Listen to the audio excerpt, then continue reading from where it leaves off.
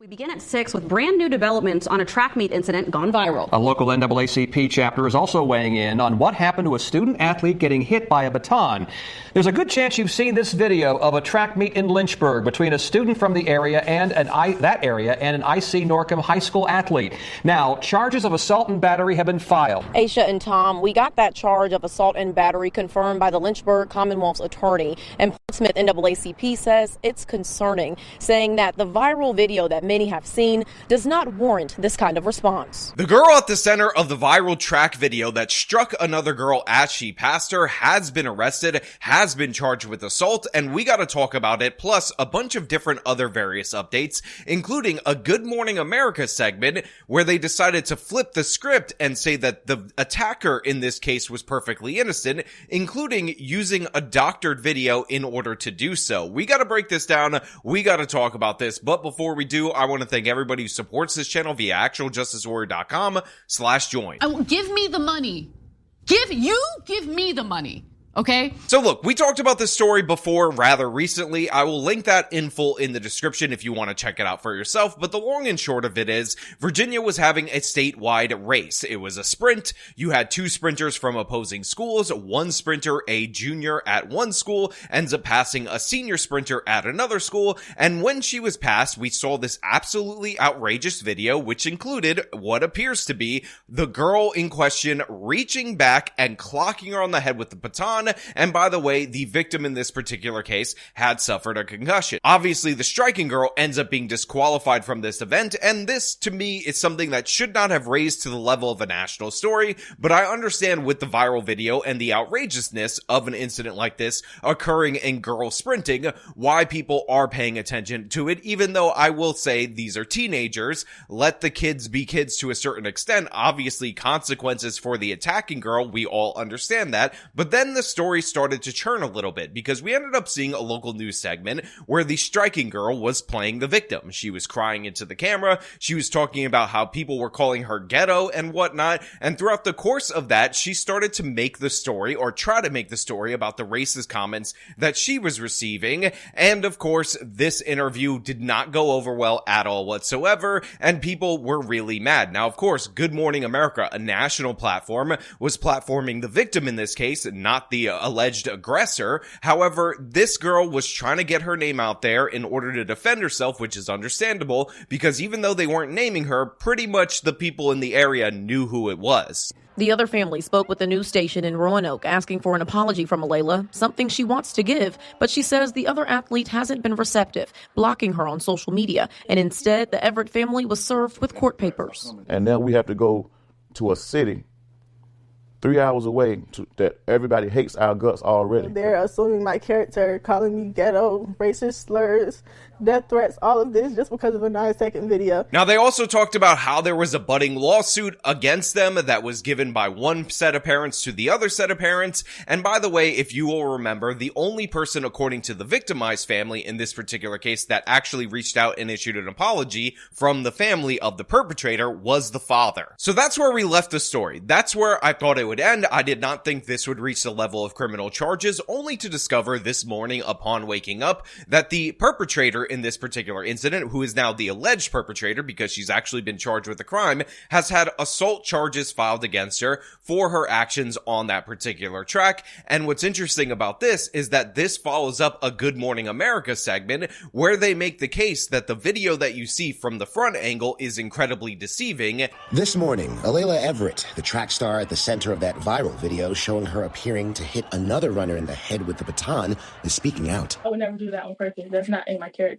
And then they doctor the video from the back angle in order to remove the strike to make it seem like the girl fell on her own and got a concussion. Everett says the incident is a complete misunderstanding, pointing to another angle of the race as proof. And again, people have pointed this out on Twitter.com, but you could see when you compare the two videos side by side, they are cutting really quickly from the girl revving up to strike to all of a sudden her going back, even though it is clear and obvious that she did make contact with the other person, not to mention the fact that the girl had a concussion. So obviously there was some level of striking. And by the way, in the original long form interview, we have the alleged perpetrator in this incident not denying it, not saying that there was no strike. She was just making an excuse for it. The baton was literally like her arm was literally hitting the baton like this until she got a little ahead and my arm got stuck like this. Now look, Alaila Everett is making the case that it was an accident, and I understand her trying to do so. I understand why she would want to,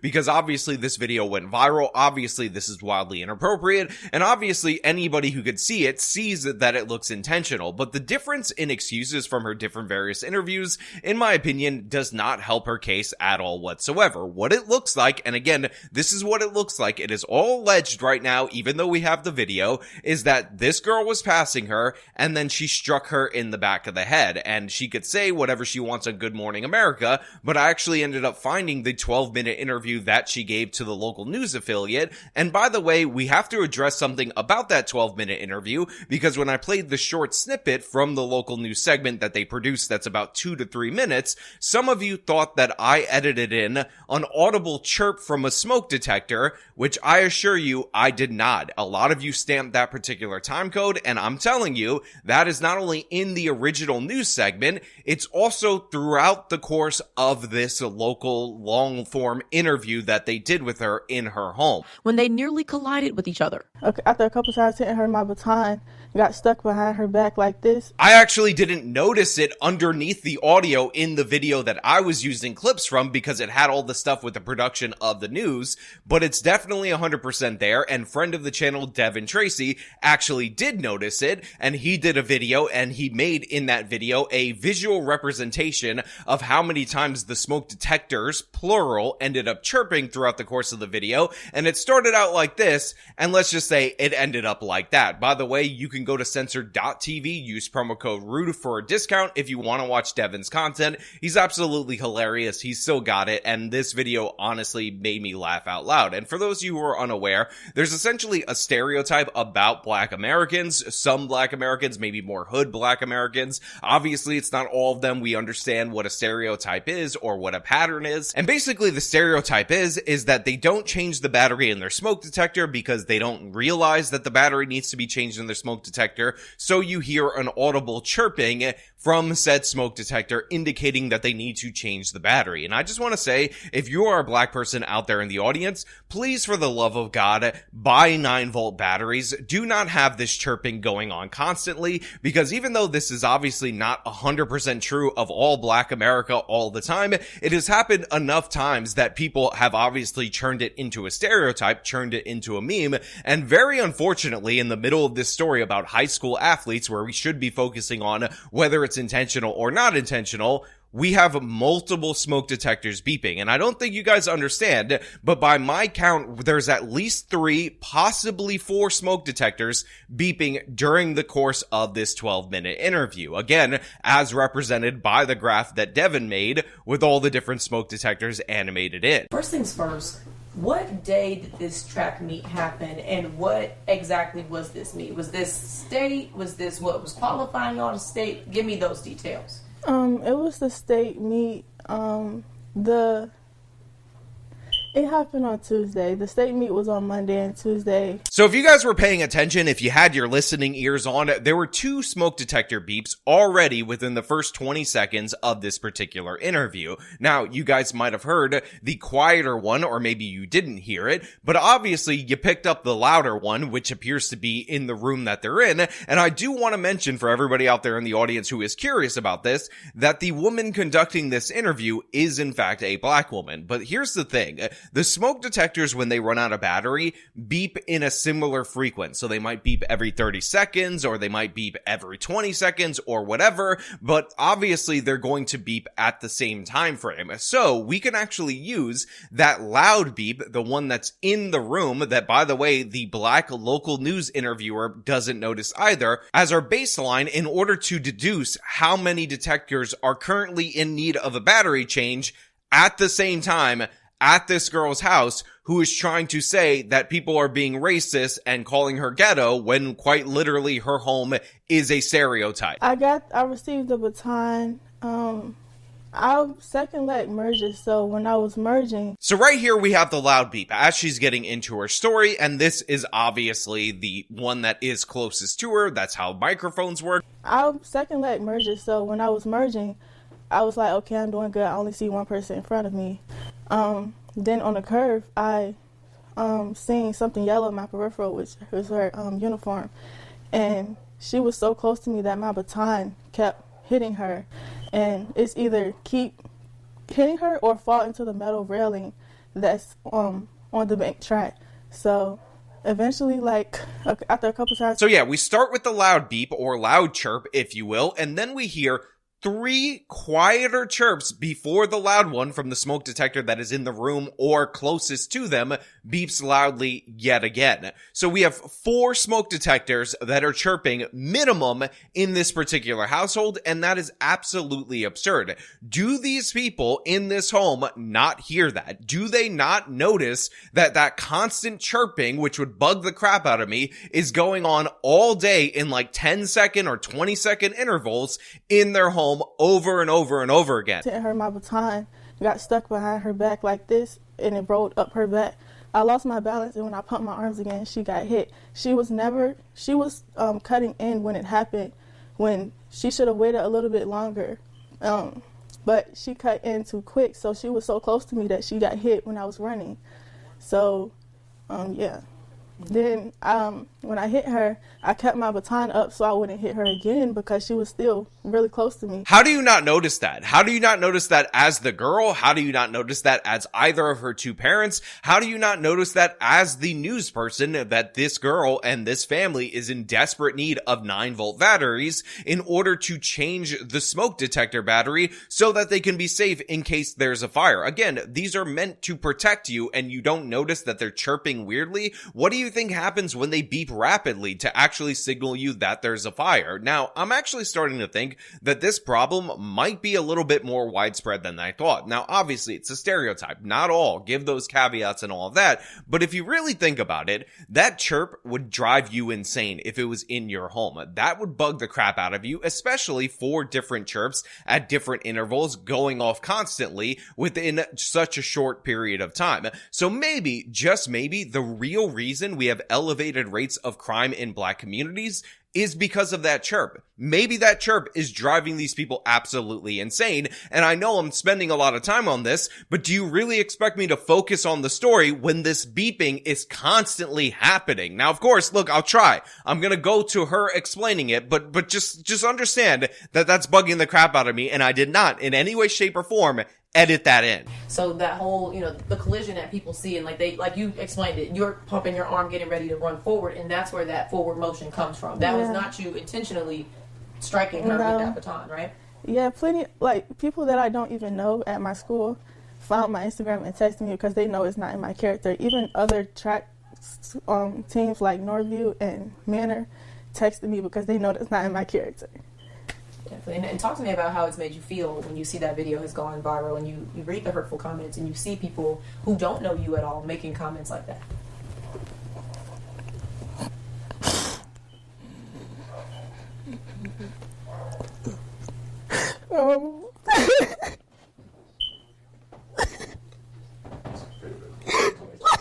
Now look, I gotta be perfectly honest with you, this story that she's telling to the local news makes no sense at all to me. It seems ridiculous, it seems absurd, it seems completely contradicted by the video, because you can actually see her rearing back before the strike actually occurs, before the other girl feels the contact on her head and ends up stumbling to the ground off the track. And again, she doesn't even check on her after that contact is made, and apparently she didn't actually try to contact her to apologize according to the victimizing family, but she says that she tried to DM her via Instagram, but then was ultimately blocked, possibly because it was too late at that moment in time for this girl to get the contact. Now, of course, she plays the victim repeatedly throughout the course of this particular interview, which I am not a huge fan of, but I do want to say for everybody out there in the audience, I'm not somebody who's actually really all that on board with the assault charges in this particular case, because it is a sports thing. Obviously, it is a non-sports maneuver. It's totally inappropriate, and I understand that, but does it rise to the level of assault when it's something kind of heat in the moment inside the confines of a game that's inappropriate? And I think the consequences should be for the game. Like, think about it like this. If you're playing baseball and somebody throws a pitch and it ends up hitting the other player in the back or the head or whatever, and by the way, the head is very dangerous when you're playing baseball, please don't throw at people's heads, then that is considered to be a hit by pitch and you are awarded something. In this case, the baton strike ended up resulting in the disqualification of this girl's team, so there was punishment for it, and then you go to first base. Now, obviously, if you went outside on the street and randomly threw a baseball at somebody's head or back, that would be assault, but in the confines of the game, we tend to kind of view these things differently. So even though it definitely looks intentional, even though it definitely looks like an assault, I'm not exactly sure how I feel about criminal charges being attached to this. There's obviously a pending civil suit, but does it really serve justice for this girl to plead guilty on this particular case? Even though, in my opinion, the video looks very damning, I just don't feel like something that was like an instant kind of move that's totally inappropriate, totally unsportsmanlike, totally wild, that she defends with a bunch of different various excuses. Maybe that shouldn't escalate to criminality, because look, kids fight in sports all the time. Things like this, well, not like this particularly, kind of happen. And even though this is an extreme example of this, I'm not exactly sure how I feel about this. And again, you're talking to somebody who is not soft at all on criminals, not soft at all on black crime, not soft at all on youth black crime. But the fact of the matter is, this is kind of a little bit different. Now look, I make that case, I give you my honest, genuine, thoughtful opinion, despite the fact that that chirping is really getting on my nerves, and it's just the chirping that I'm listening to in this particular video, despite the fact that her explanation seems ridiculous and absurd. But I want to know what you guys think about all this. What do you think about this particular incident? Obviously, it is completely outside the bounds of what is normal in sports. What do you think about Good Morning America doctoring the video from the alternate angle to make it look like no contact was made? And what do you think about the possibly 4 smoke detectors that are going off at the same time that neither this girl nor anybody in her family nor the local news reporter nor the camera person seem to notice? Again, all your thoughts down in the comments below. If you like the video, show them by leaving a like, subscribe for more content, follow me on my social medias, support me via the support links in the description of this video. This has been me talking about the absolute craziness of this Virginia Sprinter story. Till next time.